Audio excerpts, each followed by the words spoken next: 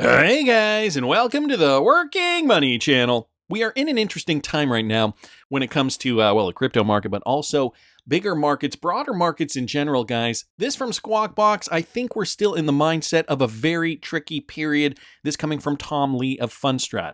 If we get a dip, I think you still want to buy that dip because the setup into year end has a lot of tailwinds, which means markets going up. People forget, I think, but your outlook and views are always nuanced to some extent, Tom. So last time you were on, after being pretty bullish on small caps through the end of the year, I wouldn't say you didn't change that long-term view, but you did express some near-term caution. And these people want to know, the people that follow you, the people that watch Squawk Box, they want to know exactly what to do every minute of every day. So it looked to them like you had waffled on your long-term view. And you're going to say the same thing today. I think near term, you acknowledge that there could be some bumpiness, choppiness, but by the end of the year, you think 6,000 on the S&P. That's right. I think we're still in the midst of a very tricky period because we've got the election in less than 35 days. And now we've got two things that investors don't know how to discount. One is, mounting tensions in the Middle East, and then a port strike that is potentially going to cripple the economy. And so I think that as investors worry about this, if we get a dip, and a big dip, I think you still want to buy that dip because the setup into year end has a lot of tailwinds. The worst case scenario for the port situation is something that we've seen. And we shut down an economy already, and that was probably a time to buy. We know that. So we've seen that movie before. Could it be? I can't imagine it could be as bad as the pandemic, but we have shut down an economy before. Yeah, that's right. So I think it creates headline risk because, the longer this strike lasts, there'll be companies that miss, and so S&P earnings might get downgraded or some stocks might miss results. But that's all just temporary. I mean, those are just short-term headwinds because it doesn't change the long-term outlook. It's very strange that I don't remember any war that lasts, that where the effects, and we've been through quite a few back in the 90s and in the 2000s. It never seemed to have as negative an effect on the overall markets as we thought at the beginning of each. That's right. In fact, if we look at the last 6 sort of global wars or tensions, you almost always buy the invasion. The exception was 2022 with the Russia-Ukraine war because we were also in the midst of a Fed tightening cycle. So that was not a buy the invasion event. But the other times you did want to buy. Both Iraq wars. Yep, both Iraq and. Was the market, where was the market before that happened? Had levels come down, or were they trading at near highs or at highs? Yes, this is different because we are hovering near highs and we're in an extended market. And things aren't cheap in terms of multiples. That's right. But at the same time, we also know there is a lot of cash on the sidelines. Right. Because margin debt hasn't risen for 4 months. I mean, that's pretty unusual with a rising stock market. And now money market cash has actually been rising at a time when the Fed is cutting. So I do think there's firepower. There's firepower to bring this market up even higher. And so he doesn't talk about cryptocurrencies particularly, but guys, the macro outlook, if you look at the S&P 500, we are dipping a little bit, but recovering. It looks as though, even though today it's looking like we are going to be opening lower. If you look at the NASDAQ here, I'm just going to bring up a few major markets here. You guys can see that dip, although it doesn't look like anything too dramatic. The Russell 2000, let's bring that up as well. Similar pattern here, okay? So we are seeing a bit of a dip, but nothing too cataclysmic. We're not seeing a huge liquidation event or anything like that. And guys, when it comes to Bitcoin, these are all risk-on assets. When it comes to Bitcoin, we are seeing that same kind of thing, okay? This Bitcoin pattern still in the positive. We did already make this higher high here. So that was the former high. We did get above that high. So now what it's going to be about is higher lows. Where is this low going to go? Do you think that this low is going to go below 52,600, which is what we saw over here? I mean, even if we consider this to be the low, 57,004, I don't necessarily think I would look at these mini retracements. If we're looking at the broader picture, cryptocurrency on the daily, or Bitcoin rather on the daily, we got to look at the broader strokes. And so, at this point, higher highs, chances are we're not going to make lower lows. And guys, again, we're heading into Q4. So although the crypto market is in fear, as of the time of this recording, we're at 36. We're seeing the market cap go down only 2% though in the last 24 hours to 2.11 trillion. Volume is down to 17.64. Bitcoin dominance is up. People are, even though Bitcoin's correcting, the altcoins are really taking the brunt of it. XRP, as I mentioned in this morning's video, if you guys didn't catch it, I will link it up here in the top right-hand corner, is seeing the majority of it right now just because of that SEC appeal. But really, guys, markets aren't looking too great right now. There is reason for this, but no fear. There is still the potential for XRP to do very, very well. One of the things I wanted to bring to you guys was this from Francis Hunt, the crypto sniper, rising XRP. Here's what he has to say about XRP. And okay, full disclosure, he did post this before we did get the SEC verdict, but I still think that a lot of this plays out. Watch this. Look here, guys, there's something going on. You had your carry trade crash. XRP didn't come off as much as some of the other things. And then you've been coming up and you've been getting kind of low volatility. And we think as a result of that, you may have a chance at running to the 80 cents level. At the time, you're in at around 59 cents. A bit of upside. And of course, as many of you would know, there's actually action expected, fundamental news, no appeal being registered for XRP with the SEC case. Who knows? Sometimes the insiders will move. And this is to our point. You'll see that this has gone super low vol, as is typical of just before. And you can see it had already begun squeezing a little bit before. We call it a breakout when this happened. There was a little bit gappy there and it came and then it came straight back. Then we have subsequently made our first interim, which you surged through and you're now pulling back to. That is now the second chance. Then you will come into the second interim, which is up top there, and the full target is there on balance of possibilities and probabilities of performance, which is 82 cents. So 82 cents, that next target for XRP, guys. I would happily take 82 cents. I'm sure you guys would too. And remember, 82 is just in the interim. If I throw a Fibonacci on here, you guys can see we should be getting up to 92 or 93, give or take, just even based on that first line after the 0.236. The 0.382 would bring us up here. We've already touched that level back in July of 2023 when we did get that verdict. So, even if we get up to 82, that brings us in and around these levels in here. That would be a nice start. The other thing I wanted to bring to your attention is this idea that, and if you're still worried about the SEC appeal and how that's affecting XRP price at this moment, think about it this way, guys. And I just wanted to show you guys this to maybe put your minds at ease a little bit. Looking at what happened, and this again was a more dire situation. It was a lot worse back when the SEC, when they first brought on the lawsuit against Ripple and XRP. At this point, XRP went down below 20 cents and eventually rose to its new high up here, okay, up 1,050, let's call it, about 1,050%. And again, guys, this was right at the end, okay, so they announced the lawsuit right before Christmas of 2020. And if we get into the beginning of 2021, as you guys can see down here, all altcoins rallied. The crypto market was in full swing. XRP, even though it was delisted from all these exchanges, still rallied over 1,000%. And so what does that mean for an XRP? If we are to consider the same thing, and let's not forget, we are in a better, a more favorable situation for XRP this time around, because all these exchanges that did not exist in the last bull run for XRP are now trading XRP, okay? So it's a little different this time around. And if you take a look at that, we get up to almost the 3.618 there. If we were to look at 1,050%, and guys, that would bring an XRP to around $5.96, so almost $6 per coin.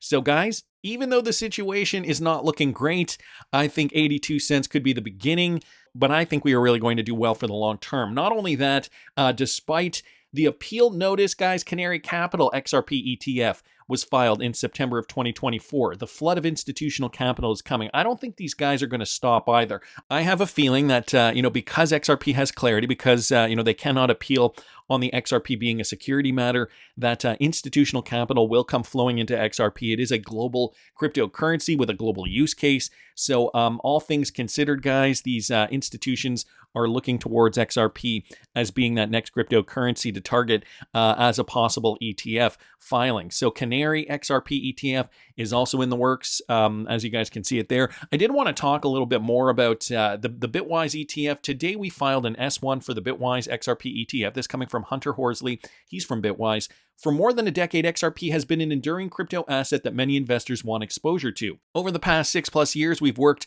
to pioneer investment vehicles that provide access to the emerging opportunities in the space, and so we're excited to continue that work. Links below for that formal announcement. So basically saying, this is XRP has been an enduring crypto asset that many investors want exposure to. Would he be saying that if many investors did not want exposure to XRP? This is the thing, guys.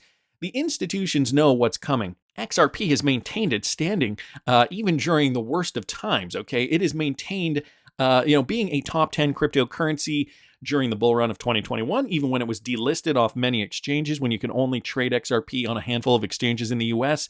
Many institutions are realizing this is a cryptocurrency that we want exposure to. Obviously, this is why Bitwise did file their ETF application. So there's that. Wrath of Kahneman also bringing this to our attention. Some XRP ETF context, by the way. Bitwise XRP ETF is clearly good news, but there are others, and ETFs tend to stabilize asset price. So why good news? Increasing adoption in existing fintech structures alone, it likely won't hoover up enough XRP to change things. But in aggregate, as more companies join the procession, it can have a greater effect. More importantly, it signals that market institutions are eager to work handle it, so there will be more demand for XRP based on this alone. And guys, the more that we see these being filed, the more demand there will be. Obviously, these guys see an opportunity here. So if there was no such thing as the institutional demand for XRP, they wouldn't bother. It would just be a waste of time and money for them. So he says demand will go up. Then they might put a dent in the rest of the 4B in escrow, just 2p. So stabilizing the price would be interesting. And, if we do see XRP at those high prices, this is why I'm going to be keeping a portion of my XRP during this bull run, but I am going to also be selling a portion. I never thought I'd be saying this. I thought, at a point it would go to 589 and I would sell it all there. This time around, I'm doing things differently. I'm not going to be making the same mistakes twice. If you guys want to follow my trading journey, you can follow me at patreon.com/workingmoneychannel. It is only $5 a month. I wanted to keep it affordable on purpose, so you guys can follow my trading journey throughout. Maybe I will raise the price one day, but right now it is only $5 a month, a great opportunity. That only costs you $60 for the year, and I'm projecting we are going to see this bull run go into 2025. So here's the thing, guys. We've got XRP positive sentiment regarding the news, even if we're not seeing positivity regarding the price, at least not yet. Tony Edward here also making a comment. He asked Hester Peirce, an SEC commissioner, a question with regards to futures markets and potential ETFs. So here's what he said. With Bitwise filing for an XRP ETF, the big question arises, will an XRP futures market be necessary? Question about the futures market, because I've spoken to quite a few ETF experts, and they said you don't necessarily need to have a futures market to have a spot ETF approved, but the SEC has done it. That's been the process, right? Why? Is it add some balance to the market, or what are some of the thought processes behind that? Well, I think it depends, of course, on the particular product that you're looking at, the particular underlying that you're looking at. But having the futures markets for Bitcoin enabled us to make some, to understand something about the underlying market, for example. But again, as you say, you can have spot markets without futures markets. So that doesn't necessarily need to be a condition, but that makes ETH and Bitcoin look more alike because they both have a futures market. Do you think that will be the standard moving forward, or that might change? I really don't know. Again, it doesn't make a lot of sense to try to read the tea leaves here, because the facts and circumstances really do matter. And so when you talk about altcoins, you're talking about one of many, many thousands of possibilities. And so you really have to look at each one on its own. Hester Peirce here saying that it's not necessary. Each cryptocurrency is going to look different. The one thing we do know is that these companies don't spend all the resources and the time to create an ETF without there being some real institutional demand for it. Because let's not forget, okay, the point of the ETF is to trade for institutions, trade in institutional markets, traditional, exchanges. that have been doing that have been working in finance for decades and decades and decades, right? So with cryptocurrency in its infancy, technically, there are people that are apprehensive to invest in crypto. Now they're just starting to get the inclination that, maybe there are some cryptocurrencies that will have value. Bitcoin, Ethereum being the first two, and now, guys, XRP coming out of the gate. So interesting to see what a sitting SEC commissioner has to say. Wanted to thank Tony for that. We're also seeing more mentions of Ripple and XRP, like from this document here, Currency Crossroads from PitchBook, a cross-border payment deep dive exploring modern solutions to age-old challenges in global finance. So this was a report, a detailed study here, research paper, discussing how cross-border payments and the cross-border payment landscape is changing, what it was in the past and how it is changing. As you guys can see in here, they discuss the ISO 20022 standard. What Wrath of Kahneman noticed, though, was interesting. Blockchain companies. So specifically talking about blockchain when it comes to cross-border payments. A prominent example is Ripple, they say here, which connects banks and payment providers on its decentralized global network, RippleNet, and uses the XRP cryptocurrency as a bridge currency for quicker transactions. Now, this paper was just from July of 2024, so this is brand new.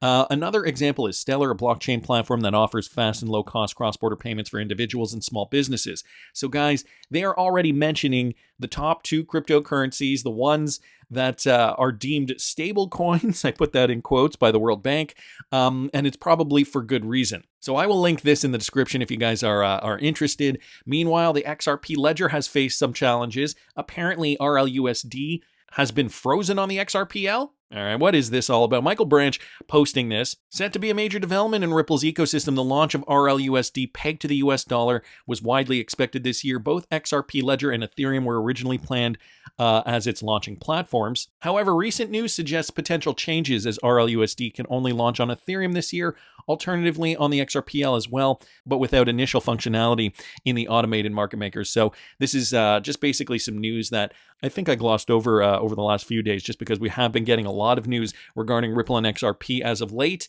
So this has to do with the fact that they have to delay.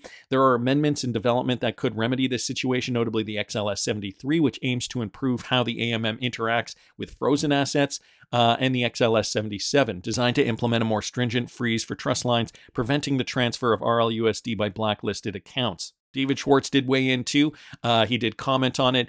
Expectation management, this coming from Vet, RLUSD will either only launch on Ethereum this year or they will launch also on the XRPL, but without the ability to be used in the AMMs. For what it's worth, David Schwartz says, I'm not sure I like the description of XLS77 as a deeper freeze. If anything, it's less deep, unless I'm missing something in any case where XLS77 makes a difference.